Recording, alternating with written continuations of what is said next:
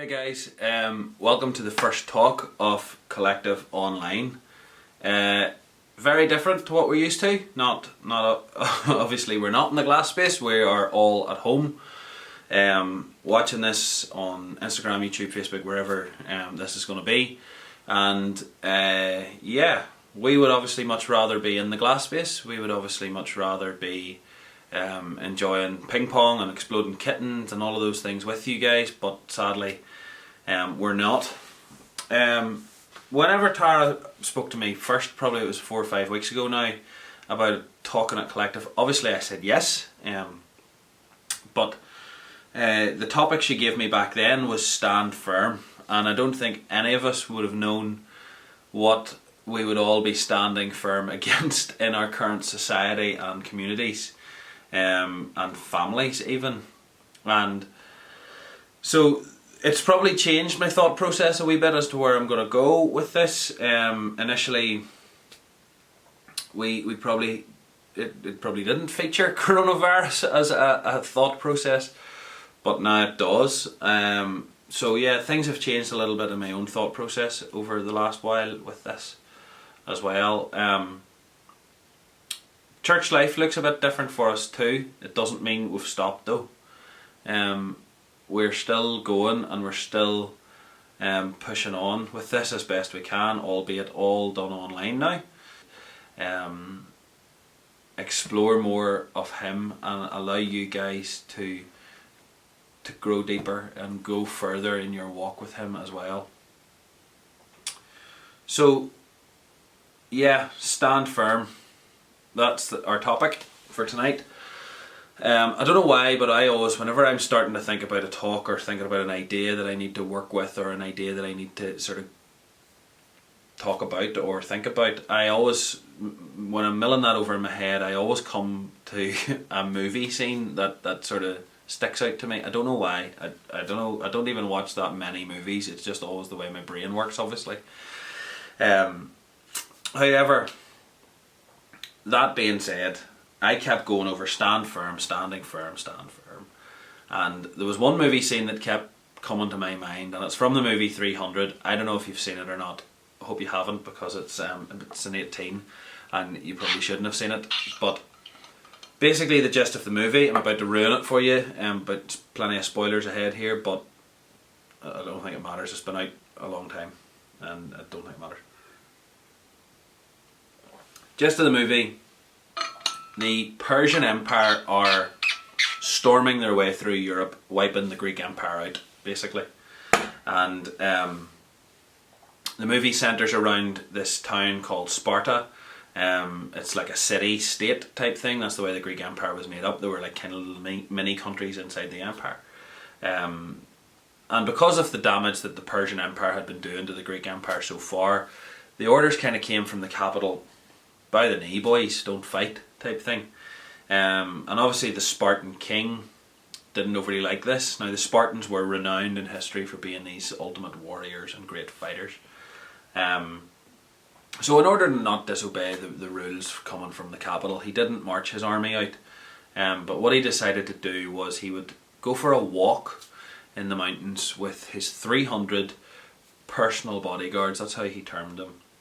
And King Leonidas and his 300 headed off into the mountains, and they went to the cliffs and looked over where the beaches were, where the Persians were landing, and they knew that their only way to get into Sparta was to come through this little narrow pass called the Hot Gates.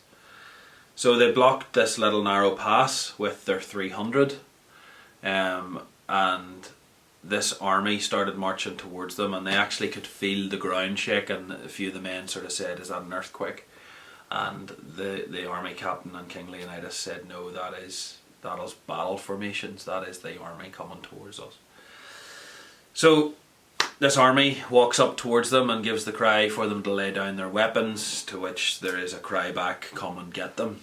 And they start hurtling towards the 300, which by this point have made their formation. They've locked their shields together and they are standing firm. Now, looking on, watching the movie, you think that's it. this is an army of hundreds of thousands of men running towards 300 men. That's it. It's over. But obviously they've chosen where they want to fight quite strategically. They're in a very narrow pass. Most of this hundreds of thousands of men are literally crashing into the cliffs and into the mountains, and they are not putting any pressure on the 300. So of course they push them back. They hold them strong, and as these men are running at them, the captain gives a cry, "Hold them, boys, give them nothing."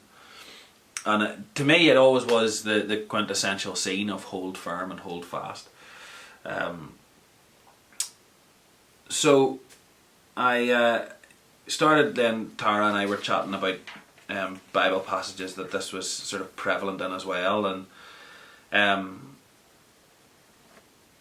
when you're standing looking at a bleak situation like that and looking at it and sort of going, this is not a good place to be, it is sometimes quite easy to run or flinch and try and get away from it. And sometimes in life that is the way it is. There's something coming towards you that you can't run from, you can't hide from, and you certainly can't fight it. And it feels a little bit like that with the coronavirus going on right now. We can't run from it, we can't hide, we certainly aren't being able to fight it right now. We've been told to sit at home and wait, is really what we're told. Now, I'm not here to paint a bleak picture about coronavirus, because our God is stronger than it, and we're going to come through it and we're going to beat it. And but it's still scary, it's still unknown, it's still causing a lot of anxious thoughts. Somebody in the Bible that faced a fairly bleak scenario and stared it down and stared it in the face was a guy, Stephen. Stephen is famously known as being the first martyr of the church, killed for following Jesus, killed for loving Jesus, killed by church leaders. They were the Pharisees and Sadducees that killed him. They were priests and rulers alike, but the church and the politicians sort of intermingled at that time. Again, if this was a movie scene, it would be amazing. If you can read all about it in Acts 7, where Stephen gives them this really amazing account and really amazing address to this council, and he basically gives them a bit of a God story right from Abraham, who they so proudly pronounce as their forefather, and he goes through Moses and David and all these other characters in the Bible, and basically tells them how it all led to one man, and that one man being Jesus, who they killed. And when he accuses them of killing Jesus, they start to stone him. That's the final straw, really. And he stares these men down that are literally throwing the stones that eventually take his life. And in verse 59, as they stoned him, Stephen prayed, "Lord Jesus, receive my spirit." He fell to his knees, shouting, "Lord, don't charge them with this sin." And with that, he died. I think that's pretty amazing, that you can get to a point in your faith where no matter the amount of fear and anxiety that's flowing through your body, which I'm sure Stephen felt. Stephen's bound to have felt fear and anxiety for his own life, and how easy would it have been to went, lad, sorry, yous were right all along. I was wrong, just so that he could live another day.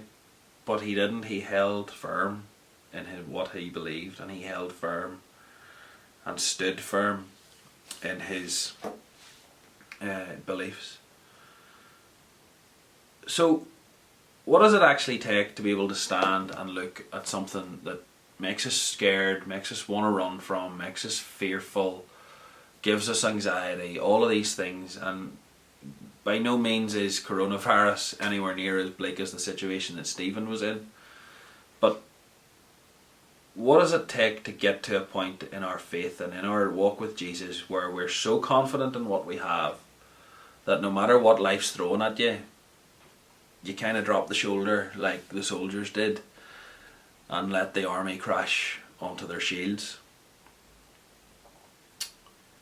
I'm going to give you 3 points tonight, really 3 questions that allow us to think about this. I want you to think, firstly, what are we standing firm in? we are standing firm